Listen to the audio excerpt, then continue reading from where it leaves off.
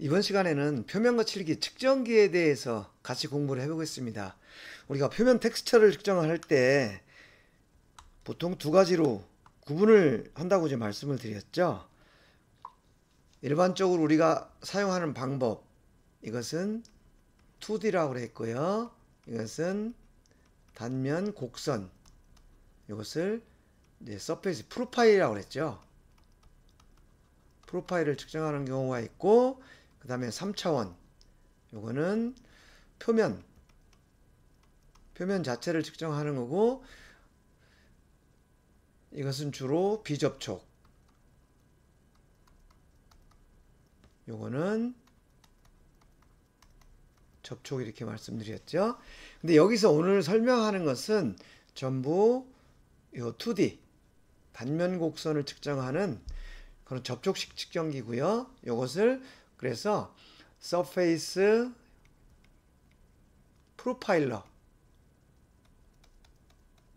프로파일러라고도 표현을 하는 경우가 있다라는 거 참고로 말씀드리고요. 오늘 학습 목표는 측정기의 구조, 그 다음에 특징, 이것을 이해하는 거고요. 그래서 하기 위해서 측정기가 어떻게 구성이 되어 있는지, 그 다음에 스타일러스에 관한 거, 측정 길이, 측정 조건, 이런 것들에 대해서 지금부터 같이 살펴보도록 하겠습니다. 이것은 측정기의 전체적인 구성도인데요. 여러 번 반복해서 말씀드렸지만 모든 측정은 좌표 측정이다 라고 말씀을 드렸죠. 그래서 좌표를 측정하기 위해서는 좌표계가 필요하고요. 그래서 우리 프로파일 측정도 X, Y, Z 이런 좌표계를 가지고 이제 측정을 한다. 좌표계를 가지고 측정을 한다는 말이 이 좌표계 상에서 프로파일의 좌표를 읽어낸다, 그런 뜻이고요. 우리 2D 프로파일렛에는 X축, 요것은 트래버스 디렉션이라고 해서 이송 방향, 그리고 요 Z축, 요것은 축침이 표면의 수직 방향으로 이렇게 움직이는 Z 좌표, 이렇게 됩니다. 그리고 여기서 3D를 구현하기 위해서는 이제 Y축을 측정할 수 있는 장치를 추가를 해야 되는데, 접촉식에서는 이 3D는 특별한 경우가 아니면은 많이 사용을 하지 않고 있습니다. 그래서 전체적인 좌표계가 지금 이렇게 구성이 되어 있다는 거 말씀드렸고요. 그 다음에 측정기 자체로 보면 측정기 자체에 베이스가 있고, 그 다음에 컬럼이 있고, 그 다음에 공작물을 고정하고 지지하는 이 픽스처라고 그랬는데 실제로 이제 작업대가 되겠죠.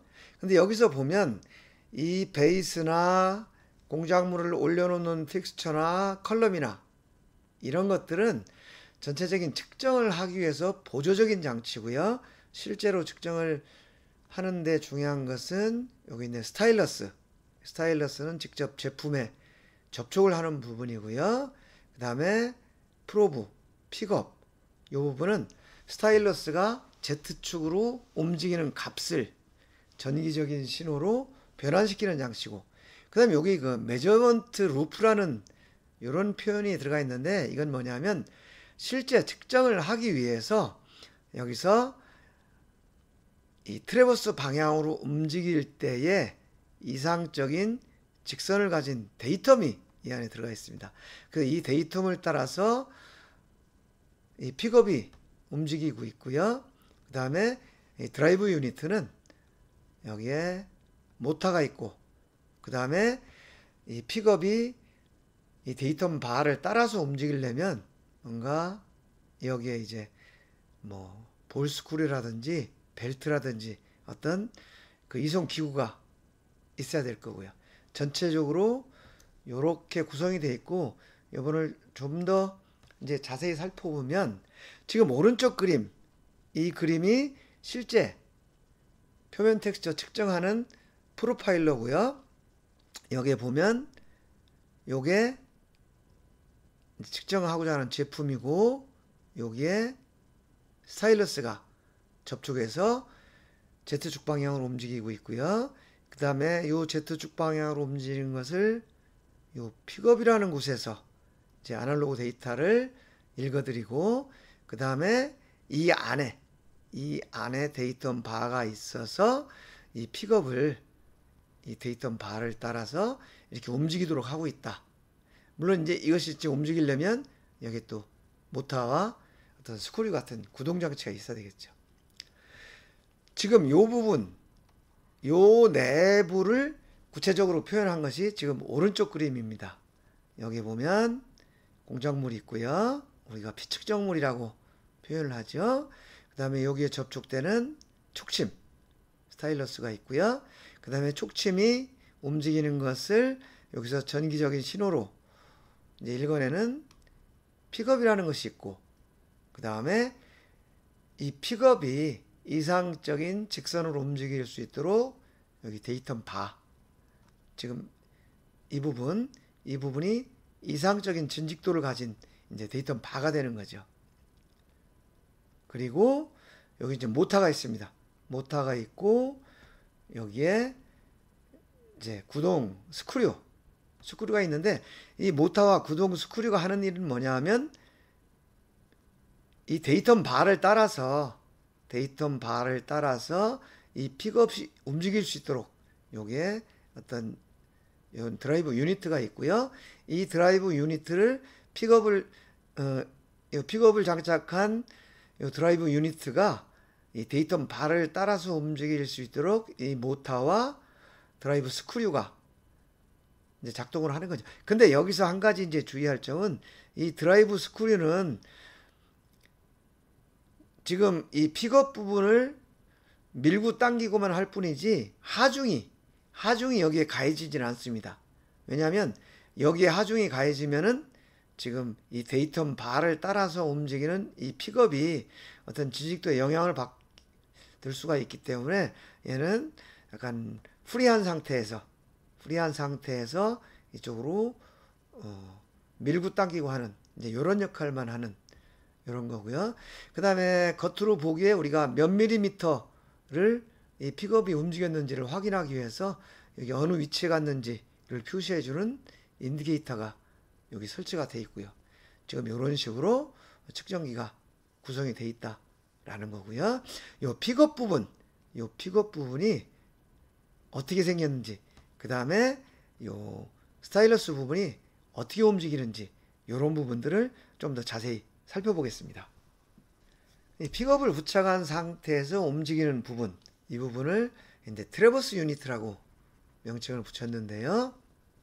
지금 이 부분이죠. 요게 픽업이고, 이것이 픽업이고, 이 안에 이제 데이터 바가 이게 들어가 있고, 이 픽업이 이 데이터 바를 따라서 이렇게 움직이는데, 지금 이쪽이 움직이는 방향인데 이쪽이 X축입니다.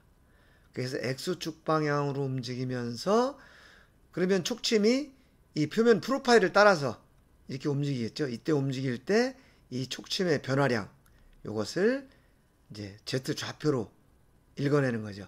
그래서 요 각 위치, 요 프로파일의 각 위치를 XZ1, XZ2, 뭐 XZ3 해서 XZN, 이 좌표를 쭉 읽어드려서 그걸 가지고 이제 계산을 하는데, 실제로 여기서는 좌표를 읽는 것이 아니고 그 위치의 값을 여기서 이제 전기적인 신호로 이제 바꿔주는 거죠. 이 움직인 양을. 그럼 나중에 이 전기적인 신호를 AD 컨버터를 통해서 이제 좌표로 변환을 이제 시키는 게 되겠죠. 그럼 여기서 보면 만약에 이쪽이 이송 방향인데 이 촉침이 공작물에 접촉하지 않았다라고 한다면, 이 촉침이 허공에서 그리는 궤적은 이상적인 직선일 겁니다. 왜냐하면 이 안에 있는 이 데이텀을, 이상적으로 가공되어 있는 데이텀을 따라가기 때문에. 그래서 이런 이상적인 직선이 되어야 하는데, 이 촉침이 공작물의 표면에 접촉이 되어 있기 때문에 이 표면 프로파일을 따라가기 때문에 이런 곡선, 즉 Z축의 변화량이 이제 인식이 되는 거죠. 그래서 이렇게 측정을 하고 나면 지금 여기서 보시는 이러한 이제 프로파일이 이제 그려지게 되는 거죠. 그려진다는 것은 그 측정을 한다. 측정을 한다는 것은 아날로그 값을 읽어서 디지털로 변화를 시켜서 요 각 위치, 각 점의 좌표를 전부 읽어낼 수 있다. 이런 의미가 되겠습니다. 그 픽업 부분을 좀 더 자세히 살펴보면 우리가 픽업을 일반적으로 두 가지 종류로 나누는데요. 그 인덕티브 타입이 있고 레이저 타입이 있는데 이 인덕티브 타입은 우리가 일반적으로 사용하는 전기 마이크로메타 요 원리를 생각하면 이해가 쉽습니다. 여기서 이 촉침이 프로파일을 따라서 움직이게 되는데 여기에 이제 빔이 설치가 돼 있어 가지고 이 빔의 왼쪽 끝에는 촉침이 붙어 있고 오른쪽 끝에는 이런 철심이 붙어 있는 거죠. 여기 지금 페라이트 슬러그라고 표현을 했는데 이것이 페라이트 보빈입니다. 그래서 얘가 이쪽으로 이렇게 움직이게 되면 여기 지금 코일이 감겨 있고 이 코일 사이를 움직이면서 어떤 전기적인 신호를 이제 변화를 주게 되는데 그 값을 읽어내는 거죠. 그래서 왼쪽 끝에는 촉심이 붙어 있고 오른쪽 끝에는 이 보빈이 이렇게 연결이 돼 있고 그 중간에 이제 피봇이 있어서 여기서 움직이는 양이 여기서 촉침이 움직이는 요 양 여기에 이제 코일 사이에 보빈이 움직이는 양으로 비례해서 이제 나타나게 되는 거죠. 그럼 그 값을 읽어내는 거다. 이렇게 보시면 되고요. 이 레이저 타입은 여기에 있는 그 코일, 그 다음에 페라이트 보빈 이거 대신에 레이저 다이오드를 이용해서 읽어내는 건데 지금 레이저를 사용하는 경우는 측정 범위라는 것은 이 Z축을 얘기하는 거죠. 이 촉침이 움직일 수 있는 범위가 좀 더 이제 크다는 장점이 있고 요 이제 전기 마이크로메타를 사용하는 인덕티브 형식은 요 보빈의 움직임의 그 진직성 요것이 한계가 있기 때문에 측정 범위가 레이저 타입에 비해서 좀 작다. 이런 특징이 있다고 이해를 하시면 되겠고요. 지금 세부적으로 설명드린 내용들이 전체적인 시스템을 어떻게 이루고 있느냐라는 것을 지금 개략적으로 보여주는 건데요. 요게 이제 시편 우리 공작물이 있고요. 여기 픽업이 있는데 픽업 끝에 이제 촉침이 붙어 있고 한쪽에는 이제 그 값을 읽어낼 수 있는 장치가 들어 있고요. 그 다음에 요 이송대를 따라서 이동을 하면은 여기 이것이 이상적인 직선이라고 그랬죠. 이상적인 직선을 따라서 촉침이 이동하면서 프로파일의 Z축의 변화량을 읽어내면 그것을 이제 픽업에서 앞에서 본 것처럼 뭐 코일 사이에 페라이트 보빈이 이제 움직이면서 그 값을 쭉 읽어내는 거죠. 전기적인 신호로 읽어내서 이런 이제 프로파일을 읽게 되는 거고요.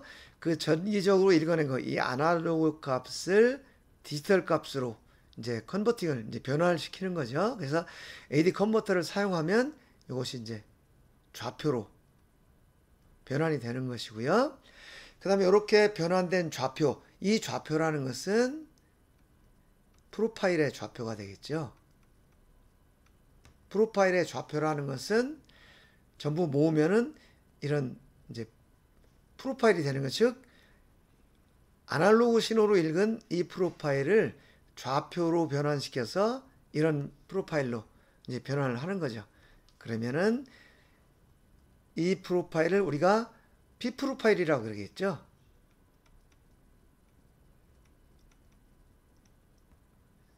이 프로파일을 가지고 여기서 뭐 W 프로파일을 읽을 거냐, R 프로파일을 읽을 거냐 라는 거에 따라서 필터에서 거칠기 필터냐 파상도 필터냐를 선정을 하고요. 그 다음에 여기다 컷오프를 얼마를 설정을 했을 때 이제 어떤 값이 나오느냐라는 거죠. 그래서 여기 있는 것처럼 이런 프로파일이 나오고 이 프로파일을 가지고 거칠기 프로파일을 이제 사용을 할 경우에는 뭐 RA, RQ 이런 거칠기 값 파라메타를 계산을 해내는 거죠. 그래서 이 부분이 이제 컴퓨터에서 하는 일이고요. 그 다음에 이것을 필요하면 뭐 프린터로 출력을 하고 전체적으로 이런 시스템으로 구성이 되어 있습니다.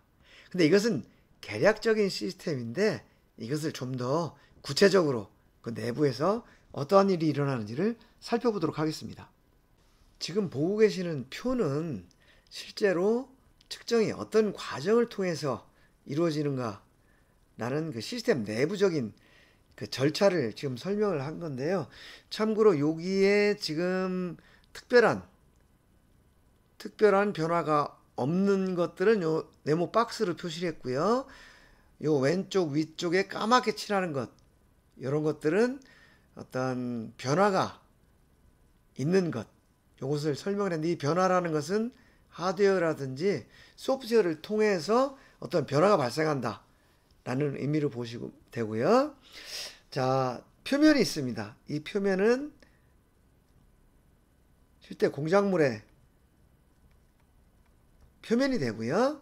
그 다음에 여기 메저링 루프라고 표현을 했는데 요게 어떤 실제 측정이 되는 과정을 표현하는 건데 지금 요 부분 이제 드라이브 유니트라고 표현한 요 부분이 이제 실제 구동하는 부분이고요.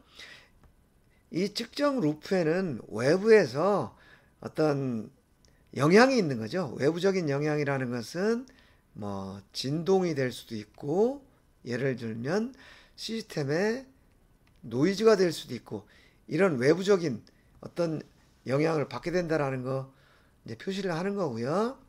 이 공작물 표면에는 촉침이 접촉을 하게 되죠. 근데 이 촉침은 그 TV R 값을 가지고 있기 때문에 이 R 값에 의해서 일정 부분 1차적인 그 하드웨어적인 필터링이 이루어진다고 말씀을 드렸고요. 그렇게 1차적인 필터링이 이루어진 상태에서 이 프로파일이 읽히게 되겠죠. 이것은 실제 공작물의 프로파일인데 촉심 반경 때문에 일부분 아주 미세한 부분을 못 읽은 부분이 있는 그런 프로파일이다. 이렇게 생각을 하면 되고요. 이 메저링 루프에서는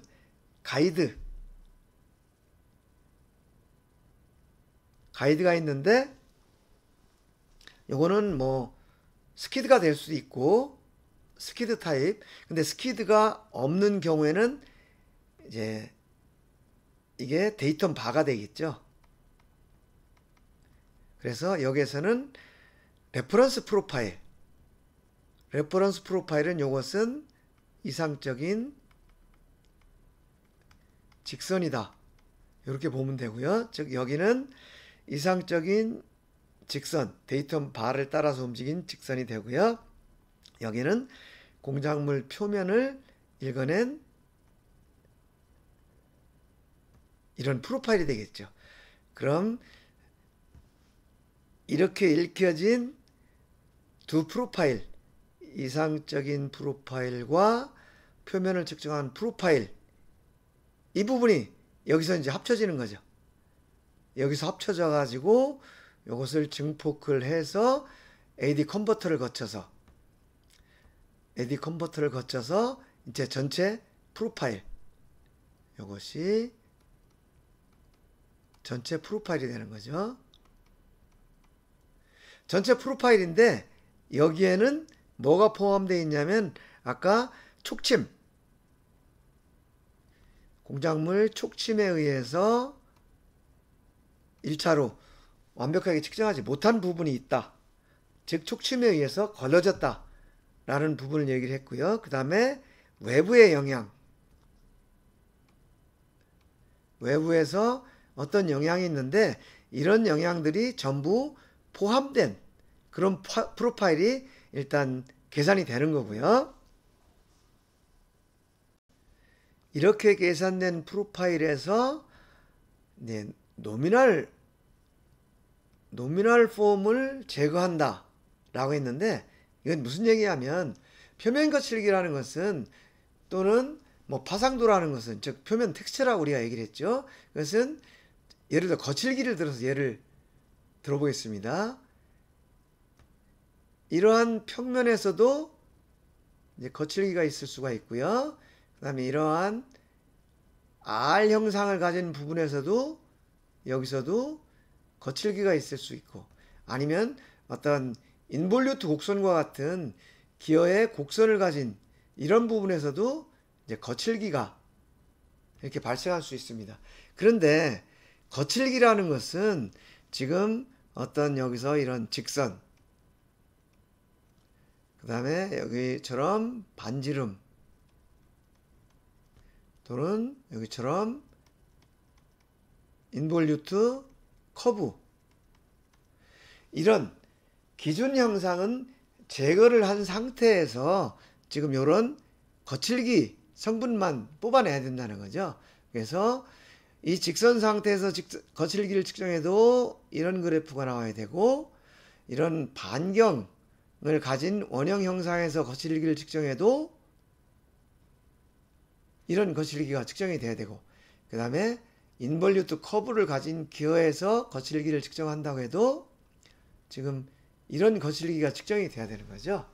그러려다 보면 지금 이 상태에서는 직선이라는 형상을 제거를 해야 되고요. 이 제품에 여기 직선이라고 표현했지만 제품의 형상이 되는 거죠. 그리고 여기서는 반지름을 제거하고 거칠기만 봐야 된다는 거죠. 여기서도 이 커브 형상을 제거하고 거칠기만 봐야 된다는 거죠. 그래서 이런 반지름에 해당하는 형상을 제거한다든지 인볼루트 커브에 대한 형상을 제거한다든지 이런 작업을 거치는 것이 여기 지금 기준 형상 제거 이 과정이 되는 거죠.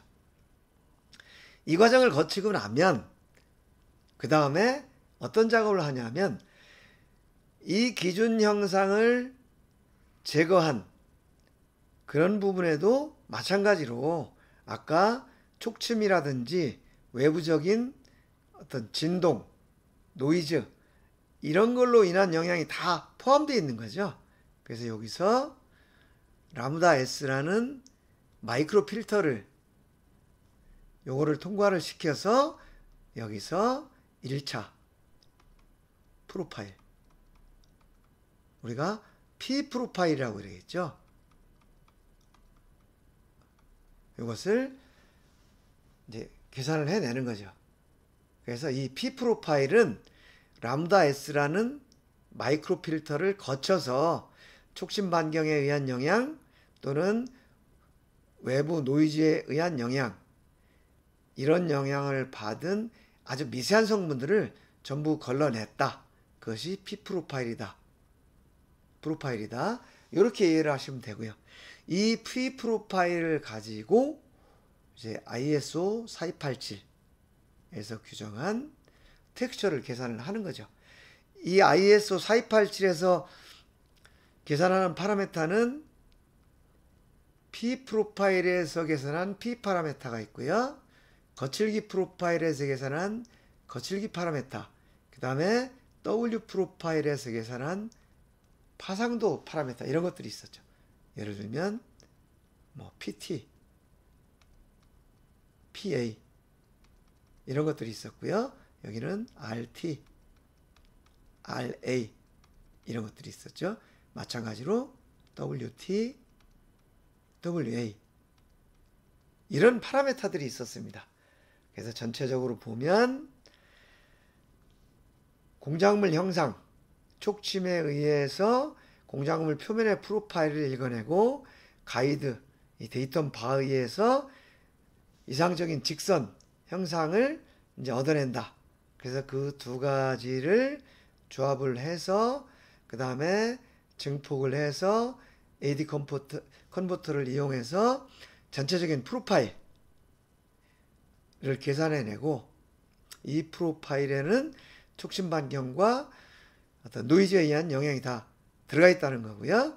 이 상태에서 기준 형상, 뭐 원이라든지 어떤 인볼루트 커브라든지 아니면 다른 형태의 커브라든지 이런 것들 제거해낸 다음에 그걸 가지고 라무다 S라는 마이크로 필터를 통과시켜서 1차 프로파일, P 프로파일을 얻어내고, 이 P 프로파일을 가지고 ISO 4287에서 규정하는 P, R, W 이런 파라미터들을 분석한다. 이것이 전체적인 측정 과정이다. 이렇게 지금 설명을 제가 한 겁니다. 이렇게 해서 이제 시스템적인 부분들은 대략적으로 설명을 마쳤고요. 그 다음에는 실제적인 측정기에 있어서 그 촉침, 직접 공작물의 형상에 접촉하는 부분이기 때문에 이 촉침이 1차적으로 중요하죠. 중요하기 때문에 이것은 국제적으로 이제 ISO 3274 여기에서 표준화를 시켜놨습니다. 그래서 촉침의 형상 또는 측정압 이런 것들을 표준화를 했는데, 촉침의 형상은 기본적으로 원추형이고요. 기하학적으로 촉침 반경이 작을수록 더 미세한 측정을 할 수 있기 때문에 좋긴 하겠지만, 너무 날카로우면 이제 시료의 표면을 손상시킬 우려가 있고, 또 마모도 빨리 일어나기 때문에 수명이 짧아진다는 이런 부분이 좀 단점으로 작용을 하겠죠. 그래서 촉침 반경은 2마이크로메타, 5마이크로메타, 10마이크로메타 이렇게 표준으로 정해놓고 이 중에 어느 하나를 이제 골라서 사용을 하게 되는데, 이것은 어떤 촉침 반경을 사용할 거냐라는 것은 규제되는 표면 거칠기 파라미터 값에 관련이 있다고 그랬고요. 그래서 지난번에 우리가 기준기를 설정하는 그 기준에 대해서 공부를 했는데, 그때 촉침 반경, 라무다 S, 그 다음에 라무다 C 이런 것들이 같이 연결이 되어 있다고 설명을 드렸습니다. 그래서 그 기준에 의해서 선택을 하면 되고요. 그 다음에 촉침의 각도는 60도, 90도 이렇게 정해져 있는데 기본적으로 60도를 사용한다. 이렇게 이해를 하시면 되고요. 측정력은 0.00075 뉴턴. 그리고 측정 압, 이것은 변화가 없어야 되겠죠. 지금 설명드린 게 이 부분인데요. 기본적으로 이것은 원추형이고요. 그리고 특수한 경우에는 이런 끌 모양으로 된 형상도 사용을 합니다. 요때 요 촉침 반경 요게 2마이크로메타라는 거고요. 요 촉침의 간격이 60도짜리가 있고 90도짜리가 있다 라는 걸 설명을 한 거고요. 요 촉침 반경은 2마이크로메타, 5마이크로메타 그리고 10마이크로메타가 표준으로 정해져 있다 라는 거고요. 요거는 실제 그 촉침의 끝부분을 이제 좀 확대를 해서 본 겁니다. 그래서 이게 실제 표면이고, 그 다음에 촉침은 이렇게 생겼다.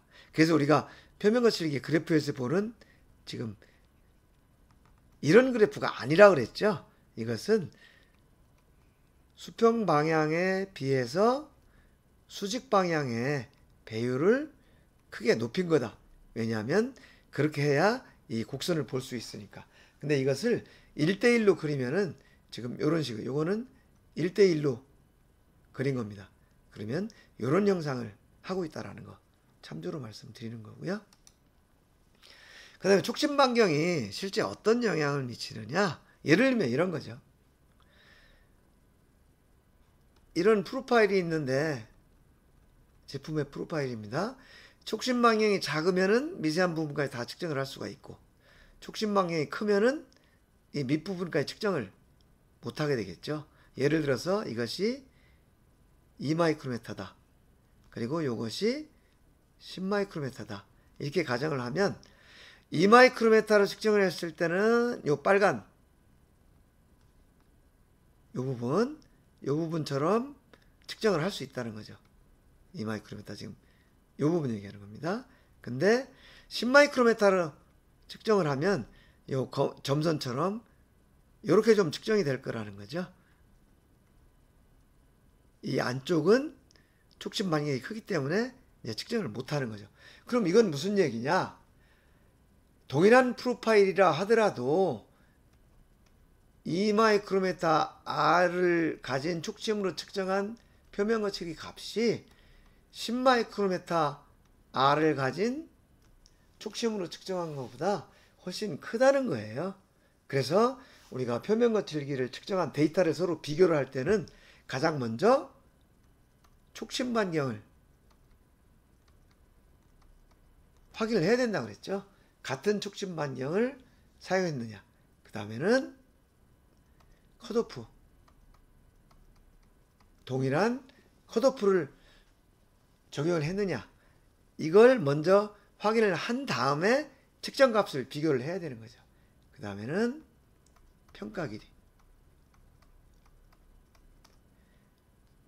이 세 가지가 동일한 조건으로 측정이 됐는지를 먼저 확인을 하고 나서 그 다음에 측정값을 확인을 해야 된다. 이것이 동일하지 않다면 이 측정값은 비교하는 것이 의미가 없다 라는 것을 여러 번 말씀을 드린 거죠. 그래서 측정을 할 때 측정 조건을 요약을 한 건데요. 그래서 이것은 측정기를 사용해서 측정을 할 때 이 값을 선택을 하라고 측정기에서 그 메뉴가 나옵니다. 그래서 그것을 표준을 선택을 한 다음에 측정을 해야 된다 라는 거고요. 그 측정 조건에는 필터는 고역 필터를 사용할 거냐 저역 필터를 사용할 거냐 또는 단파 필터냐. 단파는 파장이 짧은 거라고 그랬죠. short wavelength. 그 다음에 장파 필터를 사용할 거냐 이런 거. 그 다음에 뭐 가우스 필터를 사용할 거냐 로버스트 가우스 필터를 사용할 거냐 이런 걸 선택을 해줘야 되고요. 그 다음에 컷오프 0.08, 0.25, 0.8, 2.58, 25 이것이 표준화가 되어 있습니다. 이 중에서 어떤 거를 선택할 거냐 라는 걸 정해줘야 되고요. 그 다음에 평가 길이. 평가 길이는 기준 길이의 개수 몇 개 요것을 선택을 해줘야 되고 그 다음에 촉심 반경 2마이크로, 5마이크로, 10마이크로메타 이 중에서 어떤 것을 사용하겠다 라는 것을 선택을 해줘야 되는 거죠. 근데 보통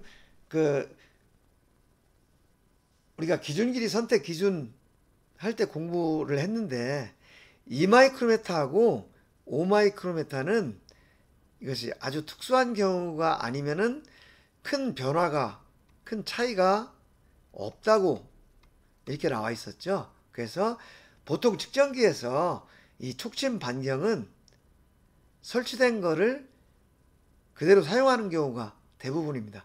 2마이크로메타 또는 5마이크로메타인데 대부분 2마이크로메타가 설정이 되어 있어요. 그래서 실제로 현장에 가면 촉심 반경을 교환하는 경우는 많지 않고 대신에 필터 중에서도 거칠기냐 파상도냐는 이거는 따로 신경을 안 써도 뭐 거칠기 측정할 때는 당연히 거칠기 필터 선택하겠죠. 그런데 가우스 필터를 쓰느냐 로버스트 가우스 필터를 쓰느냐 또 아주 옛날 장비에는 ECR 필터도 있다고 그랬죠. ECR 필터를 쓰느냐 이런 것들은 좀 신경 써서 봐줘야 되고요. 특히 주의할 것은 이 컷오프 그 다음에 기준 길이 요거는 여러분들이 측정할 때 반드시 주의 깊게 설정을 해줘야 되는 부분이다라는 거고요. 그러다 보니까 요거는 그 코사카라는 장비에서 사용하는 소프트웨어, 이건 예를 들은 겁니다.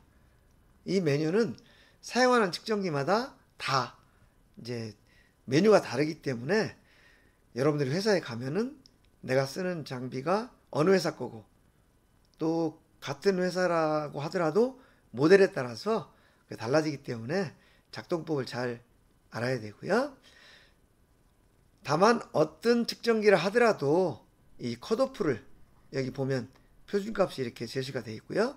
컷오프를 어떤 거를 쓸 거다 라는 선택을 해줘야 되고, 그 다음에 평가 길이, 이건 기준 길이에 몇 개를 사용할 거다, 이런 것들을 여러분들이 이제 선택을 해줘야 되는 거죠. 그리고 보통 이 픽업이라고 설정된 이 부분에 회사마다 이 촉심 반경이라든지 또는 이 촉심의 길이, 이 촉심의 길이에 따라서도 앞에서 본 것처럼 어떤 피봇을 중심으로 이쪽에는 촉심이 붙어 있고 이쪽에는 그 철심이 들어 있기 때문에 이 비례적으로 값이 움직이거든요.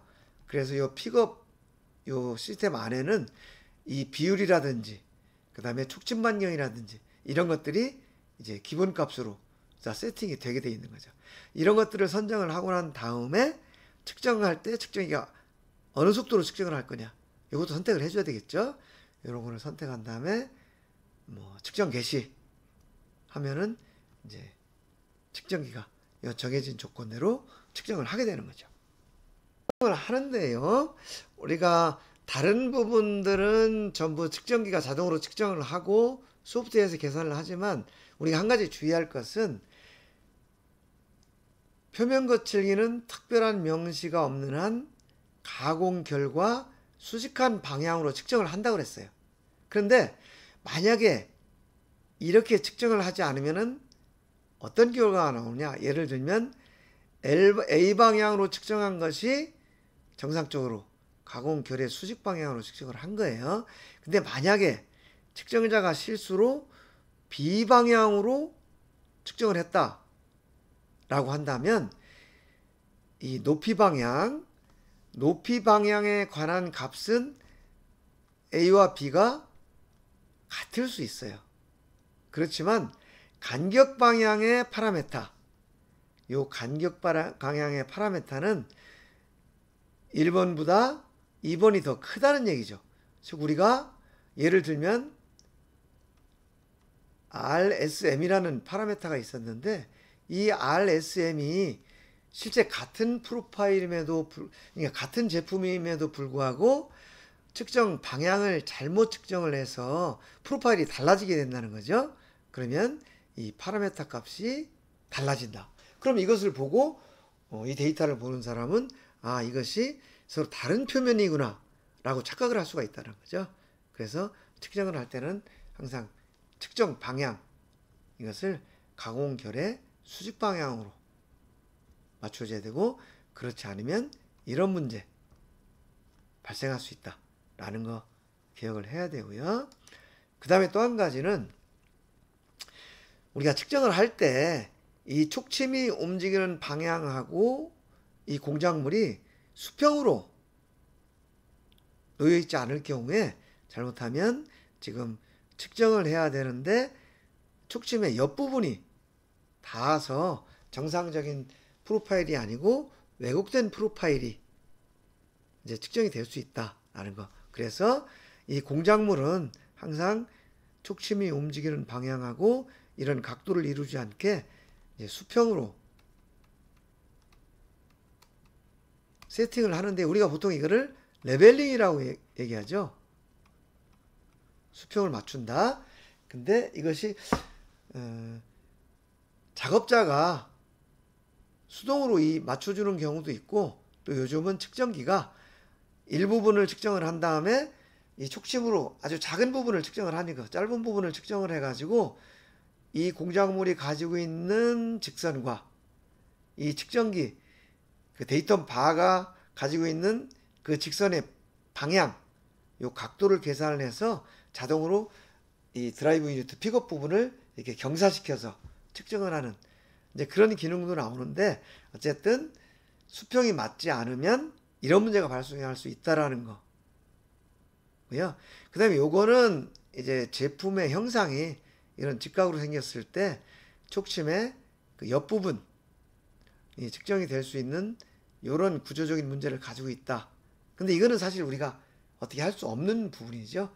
이것은 가공을 할 때 이런 부분을 어떻게 처리할 거냐는 이제 가공에서의 문제고, 측정을 할 때는 이렇다는 사실을 기억만 하고 있으면 되고, 작업자는 요 촉침의 궤적과 이 시편, 이 공작물이 수평이 되도록 조정하는 작업, 이런 부분을 좀 조심해서 세팅을 해야 된다라는 거고요. 자, 이렇게 해서 오늘은 이제 표면 텍스처 측정기, 그 중에서도 접촉식 프로파일러에 대한 것을 간단히 알아봤습니다.